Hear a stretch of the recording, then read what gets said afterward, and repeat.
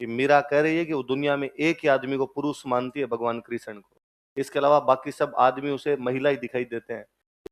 मेड़ता में एक राजा हुए थे, जिन राजा का नाम था दुद्धा। और मैं थोड़ा पीछे जाऊं, जोधपुर में राजा हुए थे जोधा। जोधा का एक बेटा था बिक्का, वो तो कहां पे चला गया था, बीकन। जोधा के एक बेटे थे दुद्धा, दुद्धा चले गए थे मेड़ता।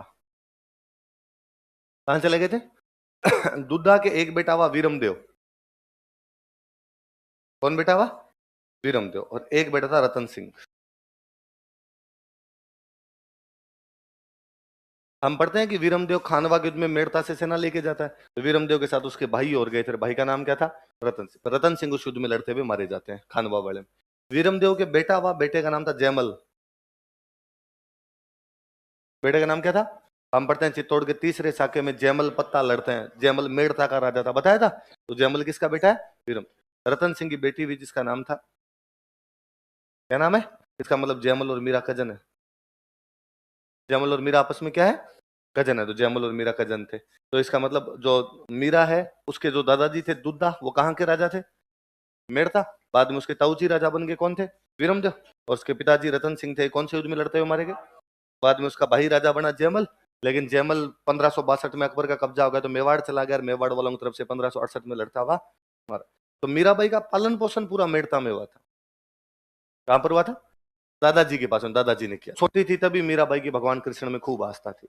ऐसी कहानी भी है कि एक बार मेड़ता में एक बारात आई हुई थी, और बारात को देखने के लिए मीराबाई अपने दादाजी के साथ गढ़ के बाहर, अपने हवेली के बाहर खड़ी थी।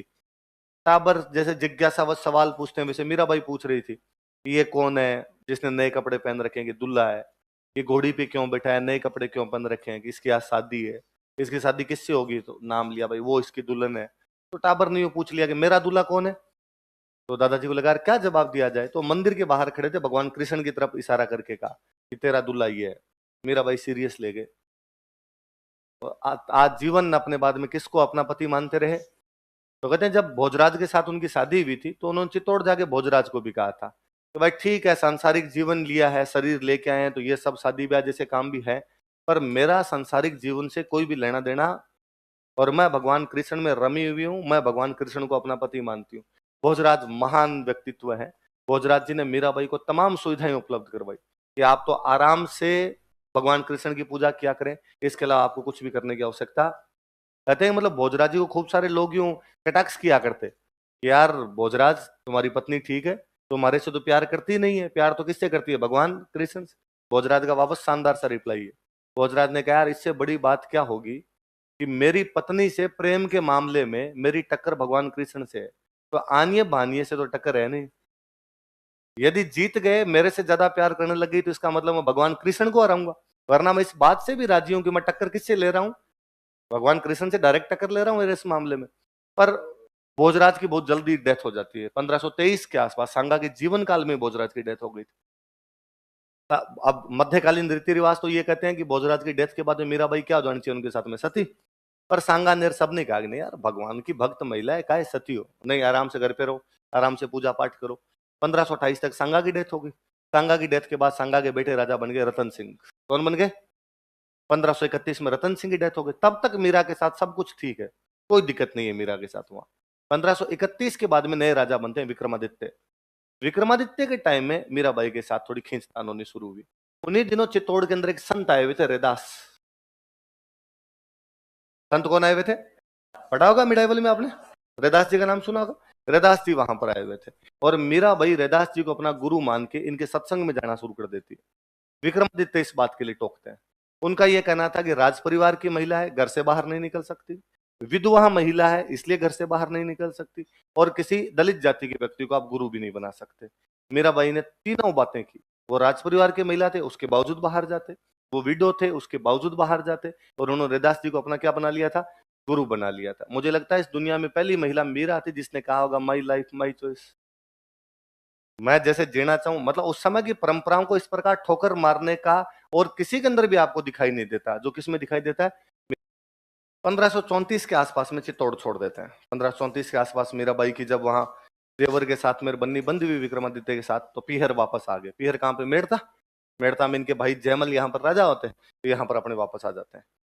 कहते 34 के अंदर मीराबाई चित्तौड़ छोड़ते हैं, 35 में चित्तौड़ पर गुजरात वालों ने कब्जा कर लिया था।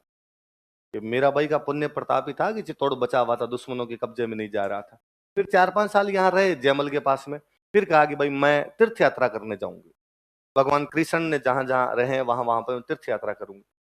ठीक है चले जाओ। 5-7 साल बाद में यहाँ से तीर्थ यात्रा के लिए रवाना होते हैं। यहाँ से जाते हैं वृंदावन। कहाँ जाते हैं? वृंदावन चले जाते हैं। वहां वृंदावन में एक बहुत बड़े संत हुआ करते हैं उन दिनों में, रूप गोस्वामी जी महाराज। कौन से थे? रूप गोस्वामी जी महाराज। रूप गोस्वामी जी ने उन दिनों में कसम खा रखी थी कि मैं किसी महिला का चेहरा नहीं देखूंगा। मैं इन दिनों में जब मैं पूजा पाठ करने जाऊं तो मंदिर के पर्दा लगा दिया जाए, मैं मेरी पूजा पाठ करके अंदर आके बैठ जाऊंगा, उसके बाद महिलाओं की मंदिर में एंट्री हो, जब तक मैं रहूं महिलाओं की एंट्री। मीराबाई जब वहां पहुंचे तो जाका भाई बुलाओ महन जी को पूजा पाठ करे। महन जी को जाका भाई कोई मीराबाई आए हैं, चित्तौड़ की रानी है और वो करेंगे भाई पूजा पाठ किया जाए। रूप गोस्वामी जी ने कहा कि कोई है, बोले कहीं की रानी आई, पर उनको जाके कहो कि मैंने प्रतिज्ञा कर रखी है कि मैं किसी महिला का चेहरा नहीं देखता, तो मैं नहीं आऊंगा। उन्होंने आग कहा कि भाई वो तो नहीं आना चाहते, ये बात कर रहे हैं। तो मीराबाई ने कहा कि रूप गोस्वामी को जाकर कहो कि मीरा कह रही है कि वो दुनिया में एक ही आदमी को पुरुष मानती है, भगवान कृष्ण को, इसके अलावा बाकी सब आदमी उसे महिला ही दिखाई देते हैं, इसलिए रूप गोस्वामी जी आप ही मेरे लिए महिला ही हो, चुपचाप बाहर आ जाओ। रूप गोस्वामी जी ने आगे दंडवत प्रणाम किया कि माँ आंखें खोली तूने। बाद रूप गोस्वामी जी वहां पे बातचीत वगैरह करते हैं, उनका पूजा पाठ करवाते हैं। तो ब्लंट थी, बोल्ड थी बहुत ज्यादा यूं बोलने के अंदर। महात्मा गांधी कहते हैं कि अन्याय के खिलाफ संघर्ष करने के दो तरीके हो सकते हैं, एक तो हिंसा, आप तलवार उठा लो, एक दूसरा तरीका होता है अहिंसा, कि आप कह रहे हो कि मैं ये करूंगा, आपको जो भी अपने डिसीजन लेने वो लिए जाए। न्याय के लिए प्रयास करने के दूसरे तरीके को गांधी जी बोलते हैं सत्याग्रह। क्या बोलते हैं? दो शब्दों से मिलकर बना, सत्य और आग्रह।